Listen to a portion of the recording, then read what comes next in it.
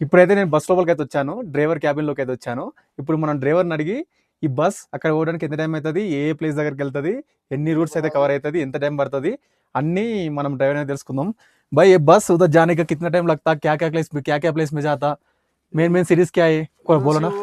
मुक्तिनाथ से वो काठमांडू जाने के लिए 18 घंटा लगेगा। हाँ वो रास्ते में वो तातोपानी, बेनी, पोखरा वो काठमांडू तक जाएगा। ठीक है, वही है। वही कितना टाइम लगता, 18 घंटा 18 घंटा, मतलब 20 घंटा బరాబర్ लगता। लगता है। ఓ చూసారా, ఆ ప్లేసెస్లో వెళ్తుందంట, మెయిన్ ప్లేసెస్లో. ఇక్కడ నుంచి అక్కడికి వెళ్ళడానికి मिनिमम 20 आवर्स అయితే పడుతుంది. జర్నీ సేఫ్ है, रोड्स कैसा है इधर से? रोड तो अच्छा है। अच्छा है। बहुत अच्छा मुक्तिनाथ से पोखरा डेंजर है ना रूट्स? नहीं नहीं नहीं डेंजर नहीं, अच्छा है। अच्छा है. సో కొంచెం బెటర్ రూట్స్ అయితే. సో మనం ఇంకా బస్ స్టార్ట్ అయినాక వ్యూస్ కూడా చూపిస్తాను రూట్స్ ఎలా ఉన్నాయో, ఓకేనా? సో అన్న నెంబరు ఇక్కడ ఇంకొక అన్న ఉన్నాడు కదా, అన్న నెంబర్ నేను పైన స్క్రీన్ మీద డిస్ప్లే చేస్తాను, డిస్క్రిప్షన్లో కూడా పెడతాను అన్న నేపాల్ నెంబర్. ఎవరైనా వస్తే వీళ్ళకి కాంటాక్ట్ కాండి, మీకు క్లియర్ అంటే క్లియర్గా చెప్తారు, ఏం లేకుండా. ఓకే, ఇన్ఫర్మేషన్ ఎలా అనిపించిందో కామెంట్ చేయండి.